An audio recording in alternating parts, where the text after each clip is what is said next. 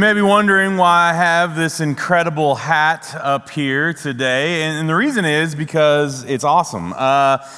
There is an additional reason, and that is that I am a fan of the University of Kentucky. Specifically, I am a diehard fan of the Kentucky football program. Now, naysayers may point to years of disappointment as to why that would be a foolish commitment to make. But I am here to tell you, naysayers, that we are now a football school. It is an inevitable reality. We are a juggernaut. And if you disagree with that, that's okay. Just please keep in mind, I have a microphone and you do not. So if anybody were to watch this later, they would only hear what I'm saying. They would not hear what you are mumbling to yourself. So let the record show that everyone in the room is emphatically agreeing that Kentucky is a football powerhouse. I'm a big fan of Kentucky football. My family and I, we regularly go to Kentucky football games, and at a home game, you will find me typically wearing this hat, several other articles of clothing that depict the same fandom. And when you go to a home game, you will quickly notice that most everyone else is dressed in the same way, and that makes you instantly united to all of those people. There's lots of nodding of heads, the occasional high five, the acknowledgement that we are all here for the same reason. But if you were to wear this hat or clothing that depicts the same logo to an away game, you would get a much different experience. You would quickly notice that everyone, for the most part, is wearing a different color with a different team's logo on it, and they're not acknowledging your presence in a positive way. They are typically heckling you and suggesting that you should not be there. This is just what you sign up for when you become a fan. But this hat actually caused me a decent bit of strife in a scenario that had absolutely nothing to do with sports. I was actually traveling internationally. I had gone to visit our mission partners in Nairobi, Kenya, Missions of Hope International, and I was with a group, and we were on our way back. We were making a connecting flight in Paris, and so we had actually left Kenya the night before. We'd flown through the night. I don't sleep well on airplanes. Most of our team didn't sleep well on the airplane, so we get to Paris for this connecting flight, and we're all very tired. We're groggy. We're hungry. We're just kind of stumbling through the process. And because it was an international connection, you had to go back through the whole security process. And so we're just kind of stumbling through that like zombies. And eventually we get to, the X-ray machine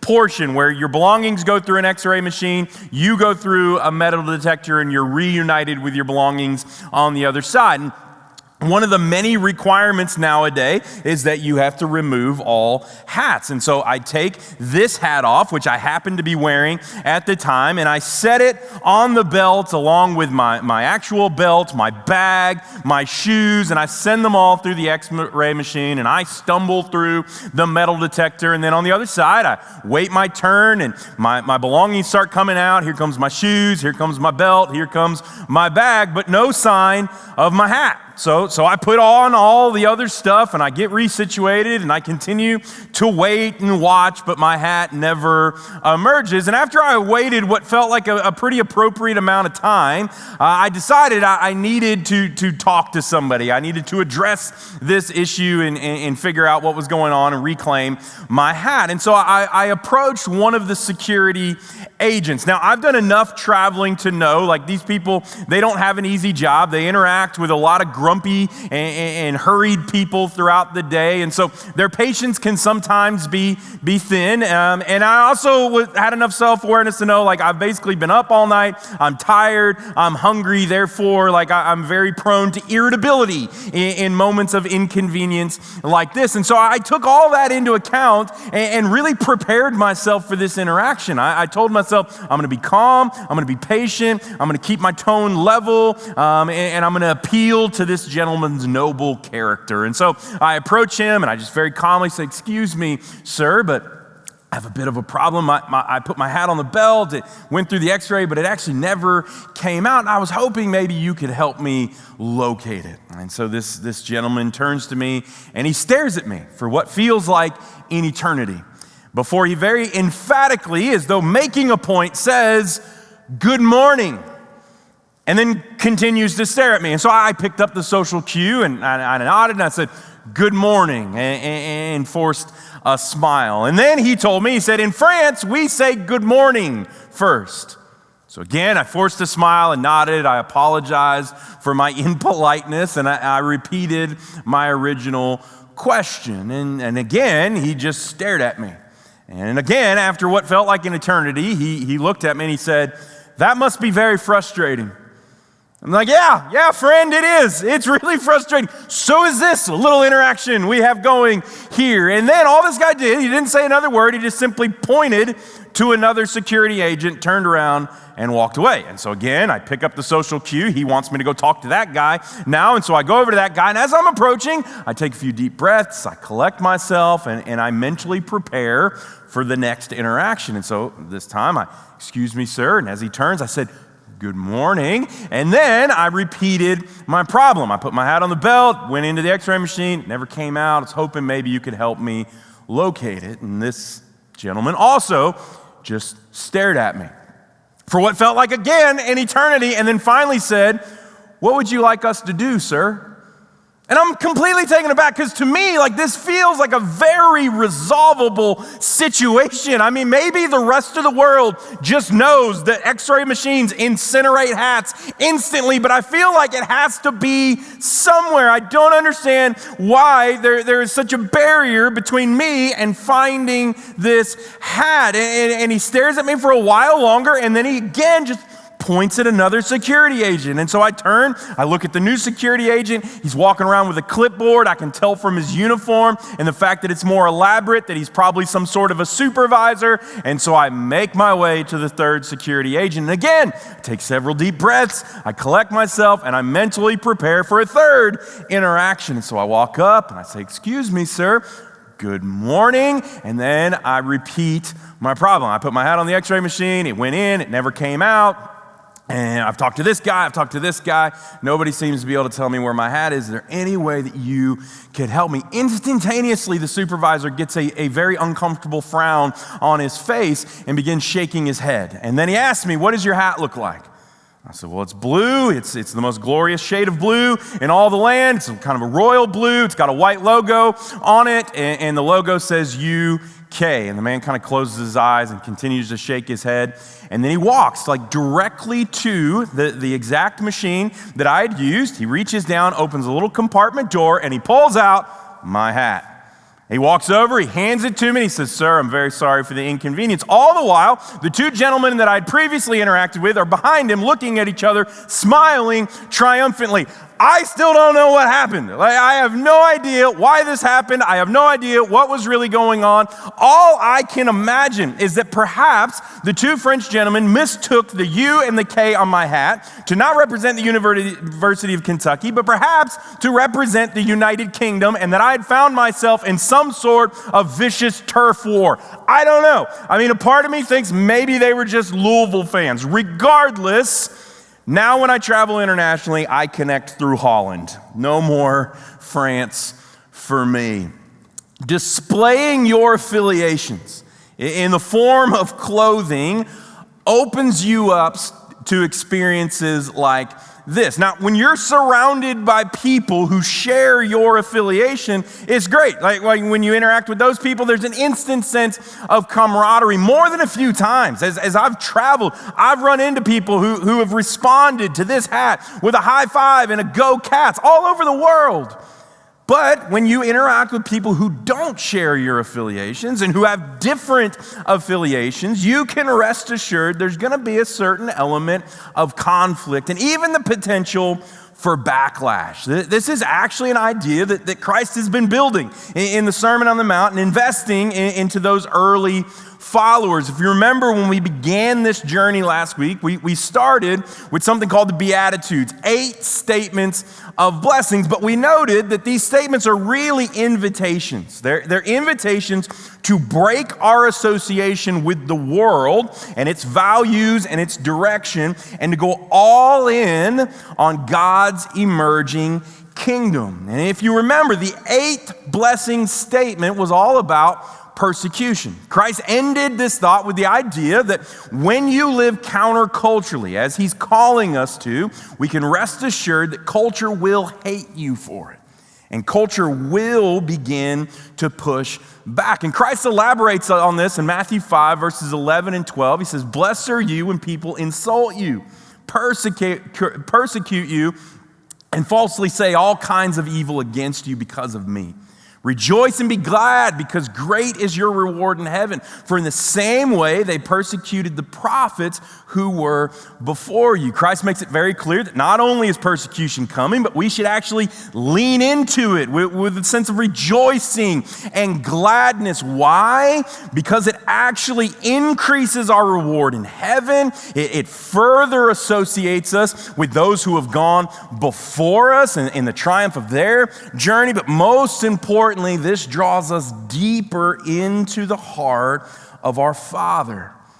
But it's very, very important that we understand that when Christ talks about persecution, he's talking about a persecution that will naturally evolve over time. In the beginning, it may start off as inconveniences and annoyances, similar to two French guys hiding your hat in an airport, but it will escalate over time. The persecution will grow. The more counterculturally we live, the more culture will push back against us. And that persecution that began as inconveniences and annoyances, it may escalate to the point of becoming more aggressive to the point that it may even become violent, that eventually it may get to the point that what's in jeopardy is not just your comfort or your reputation, your life could eventually be in jeopardy.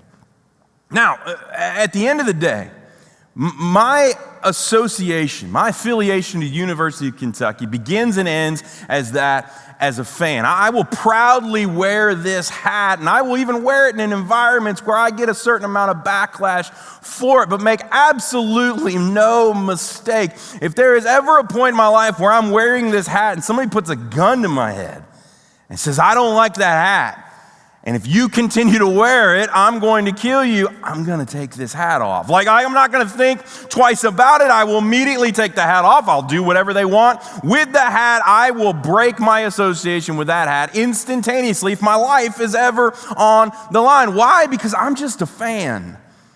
I'm not going all in on this. I'm committed to this, but life is bigger than my affiliation to the University of Kentucky, to whom I am a fan. The conversation that Christ is having with these early followers is much deeper than fandom.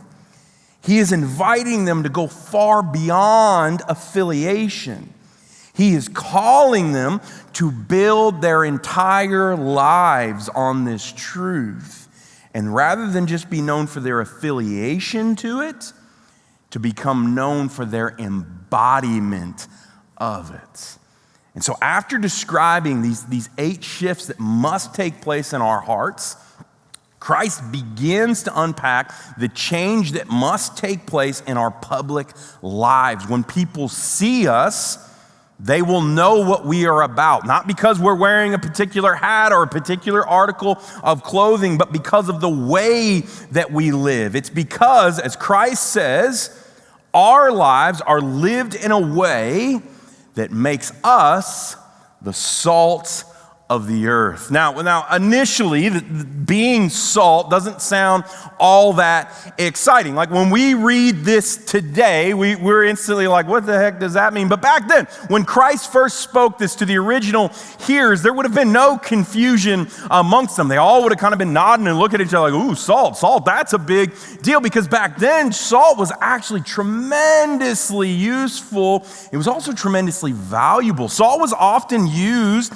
as currency. In fact, Roman soldiers, a part of their wages were paid to them in the form of salt. And it's because of its inherent usefulness. It was so useful that it was almost a requirement for all people to have access to salt because of what it could do. First and foremost, salt could enhance the taste of food. And this was a very, very big deal back then. Nowadays, like anyone can be a chef. We have stuff like Pinterest. There's recipes available everywhere that, take all all, the guesswork out of it, make it very, very simple to follow. Even if you can't follow a recipe, you can go to the grocery store. You can buy pre-made packets, pre-made sauces, where literally you just dump everything into a crock pot and something that tastes good happens. Like anybody can cook for the most part nowadays and end with food that tastes pretty good. That was not the case back then.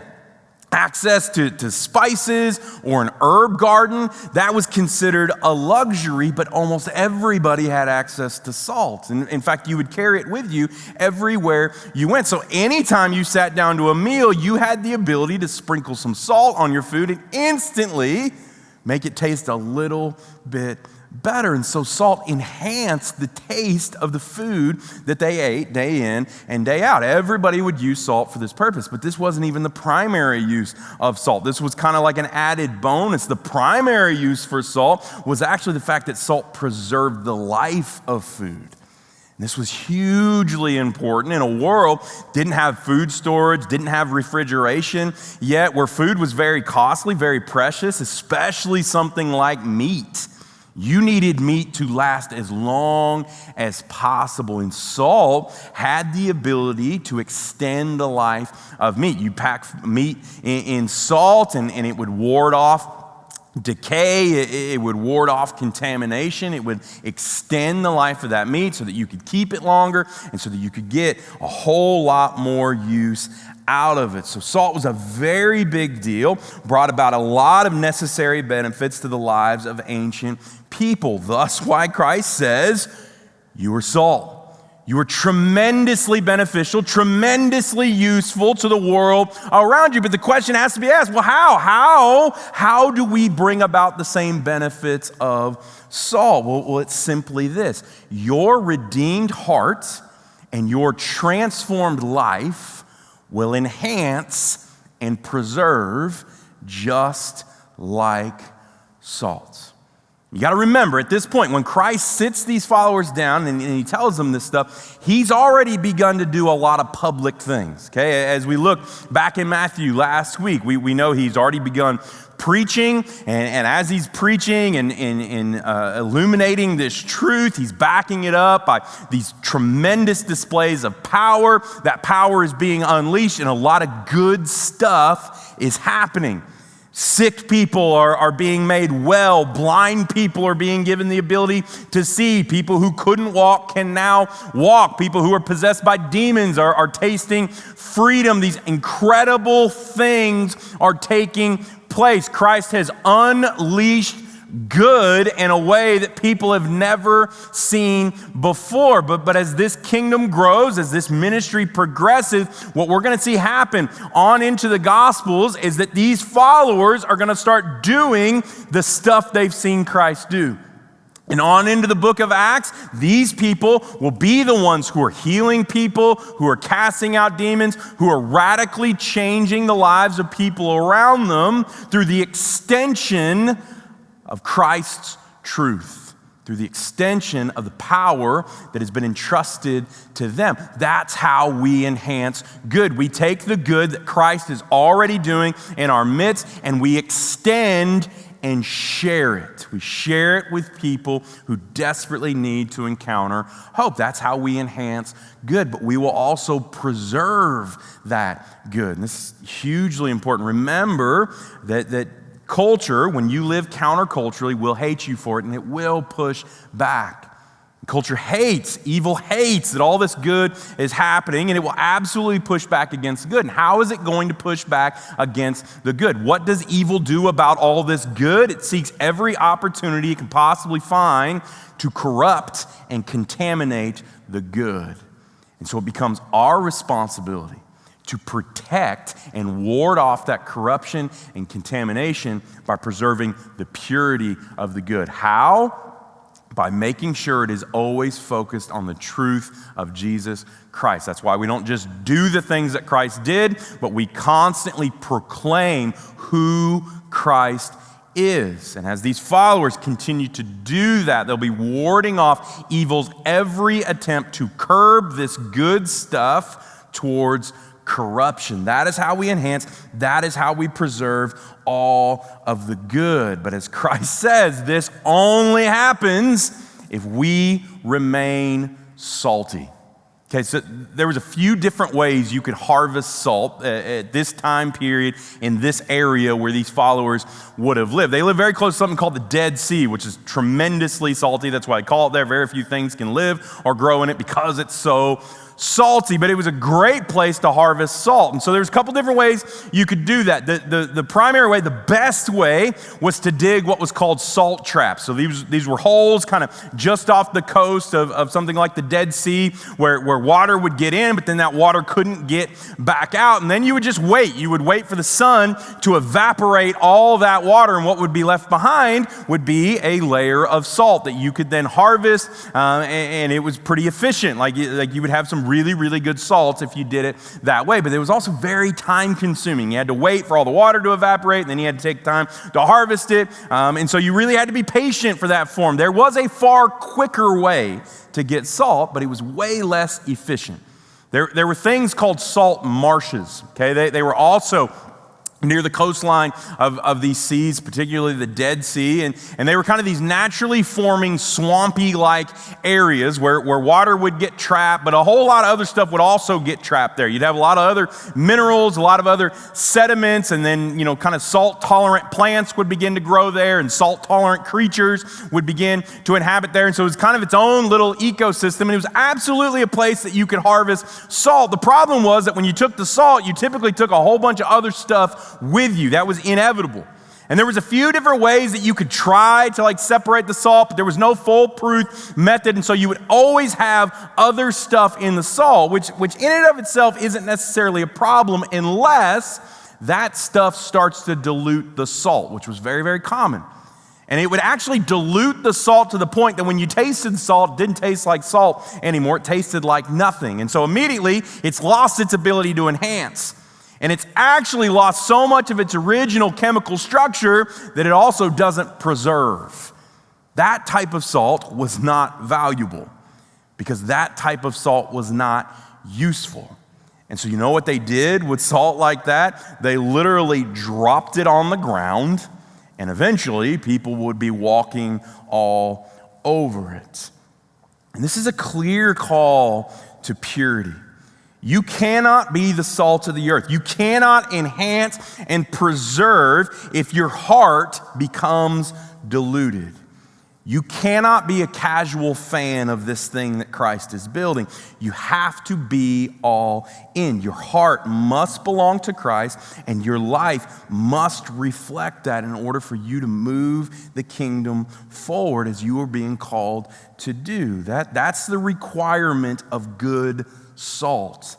It's also the only way that we become light, that we become the light of the world. Now light, if there was anything that was more useful than salt back then, it was light. Light made life possible because it illuminated everything. The fact that the sun existed during the day was an absolute game changer. Not only did it bring an element of life to everything and allow growth, but it gave you the ability to see what you were doing. You could travel because you could see where you were going. You could work because you could see what you were working with. You could do everything because of the ability to see in the light of day. And this is why fire was such a huge discovery for mankind, because then we could harness the power of the sun when the sun's power wasn't available. We could see at night.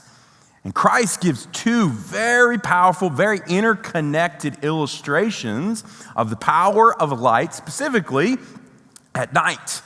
First of all, it's this town built on a hill. Now, any town built on a hill during the day would have been very, very noticeable. One, it's on a hill. Two, towns like this were typically built out of limestone. Each structure was crafted out of limestone. Limestone has a white hue to it. It's also very, very reflective in the sun. So during the day, a town that was on the hill that was built out of limestone would have literally glowed for anybody that saw it. It'd be shimmering in the night, or in the daylight. Like you could not have missed it if you tried. And so very, very easy to spot, very, very easy to see. You could easily make your way to a town like that. But a well-populated town that was located on a hill was also very, very easy to see at night. Why? Because each of the individual lights in each of the individual homes would work together to create this powerful glow that would also kind of reflect off of the limestone. And that city built on a hill, it would glow in the night. And so a tired and lonely, weary night traveler could spot a town like that, and it was quite literally a beacon of hope. It was a wayfinder by which they could make their way to a safe place to rest. And so a city on a hill, very, very big deal. And this is ultimately an illustration that's calling us to unity. This is an early description of Christ's church. He will absolutely build this idea throughout his ministry, but this is an early indication that I've come to do something in you, but to unite that into one collective work. Later, he would describe it as a body where we are each a part. The rest of the New Testament would reflect that. Specifically, the Apostle Paul kind of leans way in to that illustration. We are the body of Christ. When we join our collective light, we create a powerful glow by which a lost and hopeless world can see the light of Jesus Christ and can be drawn to it. But that only works if each of us takes on the individual calling to be a lamp that is not covered by a bowl. And this lamp that Christ is talking about here, these lamps, they're not the type you plug into the wall and then you put a decorative shade on and turn on with a switch. Like these would have been the little gravy boat looking things that genies live inside. And the idea was you fill those with oil and then you ignite the spout and it would give a flame about the size of a Zippo lighter. So not a tremendous amount of light by any stretch of the imagination, but the idea was you put this up on a stand in the middle of your home and against complete darkness, it actually made a huge difference. And when you combine enough of these, it would create a powerful glow. But then Christ gives this scenario. And admittedly, this scenario back then would have seemed absolutely ridiculous. The fuel that it took to light one of these lamps, it was somewhat costly, but absolutely worth it to be able to see at night. But no one in their right mind would ever pay for that oil, burn that oil, and then put a bowl over top of their lamp. Why? Because you're wasting your costly oil and you're sitting in the dark. It would have made no sense whatsoever. In fact, when Christ said this, it probably incited a few chuckles amongst the people. Nobody would do that. That would be absolutely ridiculous. But Christ knows their hearts, and Christ knows our hearts. And at this point in this sermon, it's likely that Christ has already been able to see that these people are getting somewhat excited about this kingdom, and rightly so. It's an exciting reality. But Christ also knows that they are likely making declarations to themselves already. They're nodding along and they're saying, "Oh my goodness, this is incredible. Who wouldn't be all in on this? Who wouldn't follow this guy? Who wouldn't follow him even to death? Who wouldn't go the distance for a kingdom like this?" And as exciting as those statements are, they're really, really easy to make when you're sitting up on a mountain. Why? Because all the persecution that Christ is talking about, all the fine print, all the gory details about how hard this road is going to be, that road's not on the mountain, that road's down in the valley. And so from the mountain, it's really, really easy to keep your eyes locked on Jesus. From the mountain, it's really, really easy to speak long term. From the mountain, it's really, really easy to make these declarative statements. And how many times have you done the exact same thing? I mean, you come into a place like this, perhaps, and we have a powerful time of worship and teaching and singing, and you can just feel the presence of God. How many times have you whispered to yourself, "Yep, that's it, I'm all in"? That's it. I mean, who wouldn't be? Like, this God is so good, he's so close, so powerful. I'm all in. I'm going the distance. Or maybe when you were younger, like you went to a retreat or a camp and there was that moment where people were responding and like you stood up or raised your hand or did whatever they encouraged you to do, but you made a commitment. You dedicated yourself to something. And you probably whispered to yourself, "Well, who wouldn't? When you've experienced what I've experienced, who wouldn't be all in on this? I know I am. I'm all in. Or maybe you had a season where day and night you were praying for God to help. And maybe when you needed it the most, he showed up. Maybe he healed. Maybe he rescued. And in light of what God did, you step back and you whisper to yourself, well, that settles it. Like who wouldn't follow this God? Who wouldn't give their whole, he's so faithful. I'm all in, completely, forever. How many times have you made those statements and then life happens? Takes an unexpected twist, an unexpected turn, unexpected dip, and you're sent reeling, and suddenly those declarations, those commitments, they're certainly not as easy to make, and they're not nearly as easy to keep.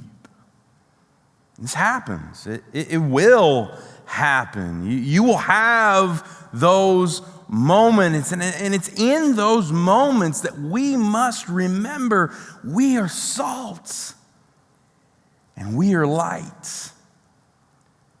But it's in those moments that you must remember that you are not salt and you are not light because of what you did or because of what you can do. You are salt and you are light because of what he did and what he can do. We must remember that salt doesn't create good. It enhances it and it preserves it, but God creates it. And we got to remember that a city on a hill made up of several individual lights doesn't communicate hope to tired and weary travelers simply because there's light there. It communicates hope because cities have walls and people and peaceful places to rest. We are not drawing people to ourselves when we shine that light.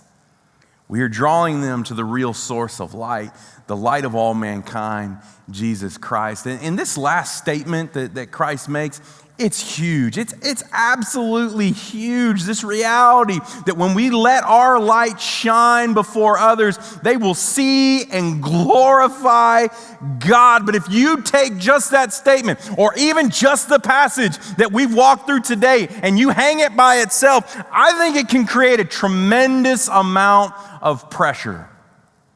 Because if you take just this, and you read just that, what you will very likely hear is that the only way a lost and broken world is going to see God is if you're doing good stuff.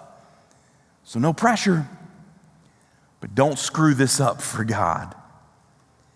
And it feels like this tremendous amount of weight. But when you take this passage in the full context of this sermon, more importantly, when you take this passage in the full context of what Christ has already done, what he continues to do, and the reality that he will continue to do it, I believe all the pressure evaporates.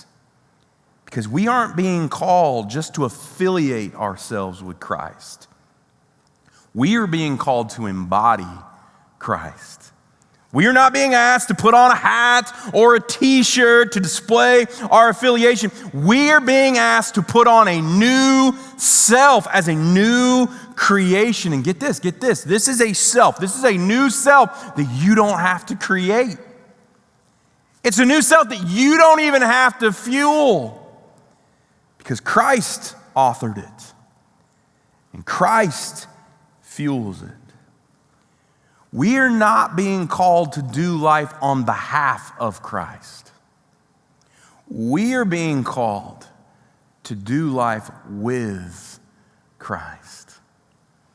And I can think of no better way to solidify that truth in our hearts today than by stepping into a time of communion, and that's exactly what we're going to do. When we take communion, we take communion because Christ has invited us to. Every single time we gather, that's what we believe. We believe when he says, as often as you take it, that means that we should take it often. But he says that as often as you take it, this is your opportunity to remember, and so we must do that. When we take communion, we pause to remember who he is. He is the light of all mankind.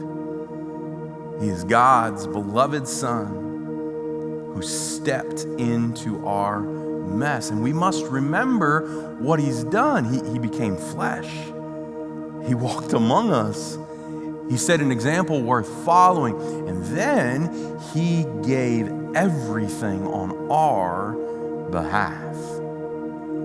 And he conquered sin, and he conquered death, and he broke free from the grave, and he is alive. And we must remember what he desires for us. He desires that we would join him in that resurrection, that we would no longer be defined by sin, that we would no longer be bound by death, that we too would break free from the grave by his power.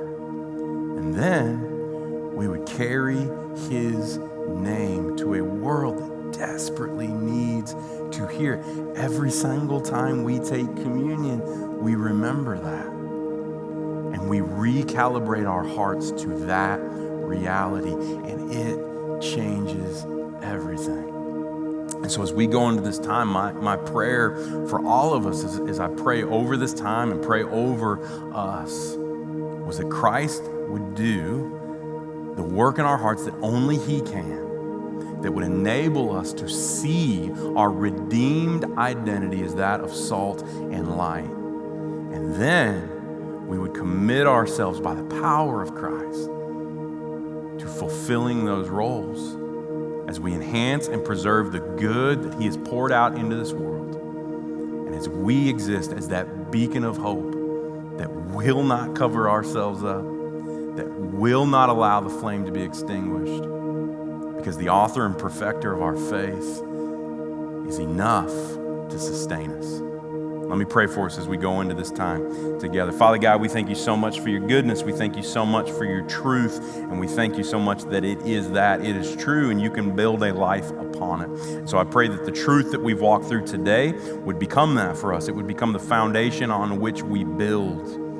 It would become the foundation on which we form our identity, that we are nothing else before we are salt and light because of the glory in the name of Jesus Christ. And so, Lord, I pray that we would make bold declarations today. I pray that we would make firm commitments today, but not built on our own ability to fulfill them, but built on your grace and your grace alone. And so instill that in our hearts and minds as we go into this meal together. I pray you bless this moment, set it apart as holy, and I pray that it transforms our hearts, our minds, and our lives. Pray all this in the mighty, powerful, and capable name, the worthy name of Jesus Christ. Amen.